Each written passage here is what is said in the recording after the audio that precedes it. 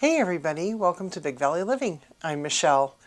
And instead of showing a canning video for Jar It Up July, I wanted to talk more about the different ways that we use jars in our lives, and also just a really brief history because I was wondering right before I started doing this video. When did humans first start using glass jars for food storage and such? And when did Americans start using jars for storing food? Let's take a little trip down history lane. But before we do, I would like to thank Tony at Kettle Kitchen and Bloo from Bloo's Self-Reliance for inviting us to be a part of this fun collaboration. I'm going to go ahead and put a logo up here, and that's the logo you want to watch for when you go watch all of the rest of the channel's videos. I've seen everything from homemade teas to, oh God, the most wonderful canned goods that you can imagine. So make sure to go to Kettle Kitchen and check out his playlist and go ahead and hit that playlist and you'll get to see every one of them in a row. If you leave a thoughtful comment to each person, then you will be put into a live drawing. And I'll tell you about that live drawing later in this video. So let's get started about the history. The first jars were believed to have been used in Mesopotamia, dating back to 1500 BC, or BCE as they call it now. And the ancient Mesopotamians did use the glass for storing food, as well as perfumes and cosmetic type items. So I thought that was pretty interesting. Also, I will be dropping a link in the bottom. I primarily just checked out Wikipedia and then one other channel, and I will put those links in there if you want to take a deeper dive. There's a lot more facts than I'm going to be giving you today. Another fun fact is that the oldest unopened wine bottle was found in Speyer, Germany, and it was thought to be about 1700 years old. Vinegar, anybody? So when did Americans start using jars? Believe it or not, in the early 1600s, the settlers in Jamestown actually built a furnace that was hot enough to burn the materials needed to make glass. So it's been around pretty much after the Europeans arrived in the United States. I thought that was really crazy interesting.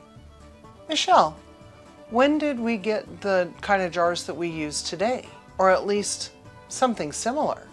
In the 1800s, a gentleman who was a tinsmith by the name of John Landis Mason, does that sound familiar? Mason jars, invented and patented a jar that has screws on the outer edge, just like what we use today. Let me show you this. See that right there? These rings make it so that you can put a ring around them when you are canning the actual food. Now, when his patent expired, other companies came in and started using the same process and the same design. And you might know those jar companies by the names of Ball and Kerr. There were probably many others, but those two have lasted the test of time. I told you that I was going to be peppering in some information throughout this video about the collaboration, Jar It Up July. So there are 31 amazing channels in this collaboration. Again, you can find the whole playlist on Tony's channel at Kettle Kitchen on YouTube. So go check everybody out and leave that comment. Okay, back to jars. During the earliest 20th century, jars were used for canning food in places that had relatively short growing seasons, okay? That way, if you pulled up your carrots and you canned them, you'd have carrots maybe 3-4 months later when they maybe not had survived the old root cellar or what was in the root cellar eating your food, if you know what I mean. Jars became an essential part of farm canning, of farm life, and people would take their preserves and jams and jellies and enter them into fairs. That's something that we continue to do to this day. So it's pretty cool that, like, from over 120 years ago to this day, we still carry that tradition. Tradition is important, and it makes society, it brings societies together. So I think that's pretty cool that we still enter our goods at the fairs and they get judged and everything.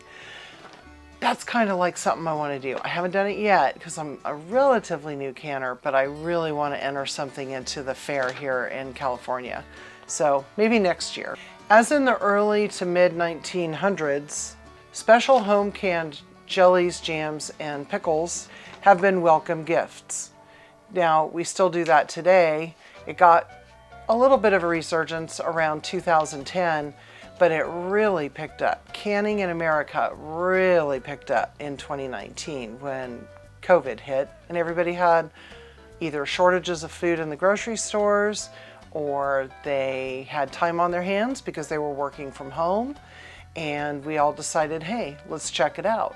So it's pretty neat to know that today, as in the early 1900s, giving gifts of food such as, your home canned salsa, maybe some home canned jelly or jam to friends and family members is always a welcome gift.